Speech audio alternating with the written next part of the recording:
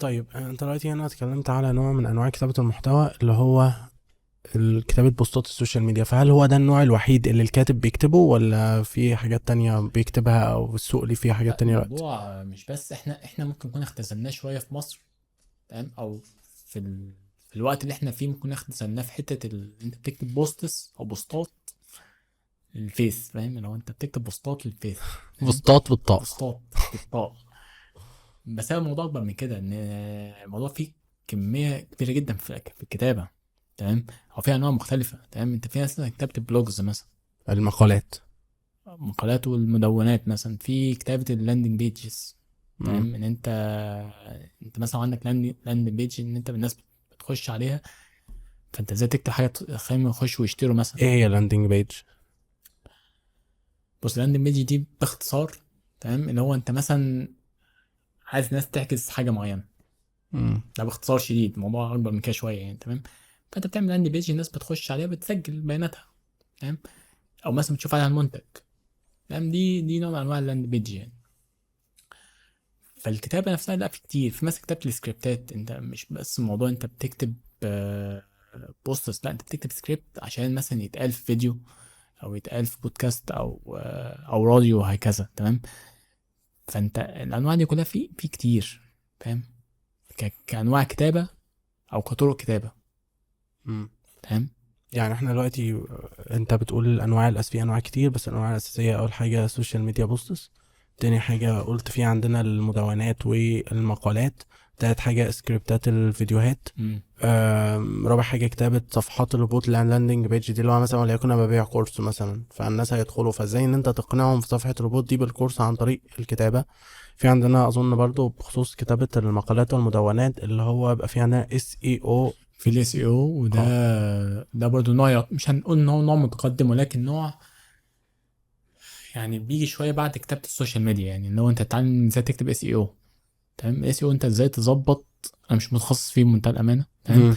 لكن انا ممكن اشرحه بشكل عام، لو انت ازاي ممكن تخصص ان انت تظبط كلمات مفتاحيه معينه بطرق معينه انت بتظبطها في المقال بتاعك، بحيث انها تظهر للشخص، بحيث ان هو لما يسيرش مثلا على جوجل يكتب مثلا مجات في التجمع الخامس، فيظهر له مثلا المقاله بتاعت عماد، او البوست بتاع، او المقاله بتاعت عماد في الرانك رقم واحد. مم. هو بيعمل ايه؟ ان هو عارف مثلا يجيب الكلمات المفتاحيه فيظبطها. تمام. يمكن في ناس اكتر مني، احسن مني، يشرحوا النقطه دي يعني. بس دي الفكرة الأساسية بتاعتها، أنت تكتب المقالات أو تكتب أي حاجة بحيث إن أنا لما أبحث على جوجل المقال بتاعك يظهر. بالظبط. وفي حاجه تانية برضو مهمه ممكن تكون الناس بتغفل عنها برضو، هي حته الاس اي او كوبي رايتنج. انت بتكتب، هو ميكس بين الاس اي او والكوبي رايتنج. لا معلش قول لنا الأول يعني إيه كوبي رايتنج أصلا.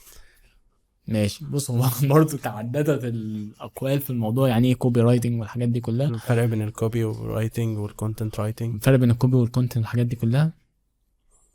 بس انا يمكن هقول لك الموضوع مش بشكل مختلف، لكن اقول لك من وجهة نظري انا ليه. عشان احيانا الفروقات الكتير دي ممكن تخلي الموضوع اللي هو ايه، ناس تلتزم بحاجه واحده. هو لا، انت بتعمل ده كوبي، لا ده كونتنت. الكوبي اسمها كونتنت في الاساس، زي ما احنا قلنا من شويه، هي اسمها امم. كونتنت. تمام. ولكن الكوبي هي توجهها اكتر بيعي. يعني الكونتنت، تمام، انا ممكن اعمل كونتنت زي ده مثلا لو كونتنت تعليمي. ممكن اعمل كونتنت بنسميه انجيجمنت كونتنت او انترتينمنت كونتنت، ان انا كونتنت ترفيهي مثلا، او كونتنت تفاعلي. يعني مثلا اسالك سؤال فانت ايه تبدا تجاوب عليه وهكذا، ده اسمه كونتنت تفاعلي. تمام. في كونتنت ممكن نسميه براند اويرنس كونتنت، ان انا مثلا بتكلم عن براند الحاجه بتاعتي، اللي هو مثلا بقى بتكلم مثلا الشركه بتاعتي اتعملت من امتى، بتفيدك في ايه، الحاجات دي كلها. في كونتنت تعليمي اللي احنا قلنا عليه من شويه. تمام. انما توجه اكتر الكوبي ان هو بيكون بيع اكتر، وليها تكنيكس كتيره يعني، ليها تكنيكس كتير وليها طرق كتيره في الكتابه. فال ففي حته الكوبي رايتنج انت بيكون توجهك اكتر بيعي. بس ده لا يمنع انت ممكن تبيع عن طريق التعليم. يعني انت ممكن تعمل حاجه تعليميه. تمام. وتحط فيها سي تي اي او كول تو اكشن في الاخر كده، تقول والله انت لو عايز تشتري الكورس ابعت لنا رساله مثلا. تمام. كذلك برضه في حاجه اسمها اي سي او كوبي رايتنج. امم. انت ممكن تعمل مقاله اي سي او، بس انت بتتكلم فيها عن الفيتشرز معينه بتاعه المنتج الفلاني او الموبايل الفلاني، بس في نفس الوقت انت بتبيع بيها. تمام. عشان ليه احنا ليه برضه بقول النقطه دي؟ عشان في ناس برضه عندها مشكله في حته كونتنت الكوبي. يقول لك بص، لا، هو الكوبي لازم تكون قصيره، اما الكونتنت لازم يكون كبير، لا ماشي علاقه. هو الموضوع انت عندك قاعده مهمه في الموضوع ان انت بيبيع ولا مش بيبيع؟ صح. دي نقطه وفي نقطه تانية، انت اللي بيحدد الموضوع ده هو فعلا طويل ولا قصير، ان انت ممكن تطول بس ما يكونش فيه اسهاب، ممكن تختصر بس ما تضيعش المعلومات. دي الفكره، ده الفيصل بين الحاجتين يعني. فدي نقطة مهمة يعني، عشان في ناس تقول لك أنا مستحيل أكتب، مستحيل يكون في حد كاتب حاجة 2000 كلمة وتكون نعتبرها كوبي. لا، ممكن تكون حاجة نازلة على الموقع اس اي او كوبي رايتنج، تكون بتسوق منتج معين حتى لو هي 2000 كلمة، بس هو ال 2000 كلمة ما مفهومش إسهاب. ده المنطق في الموضوع يعني. بس عظيم أوي.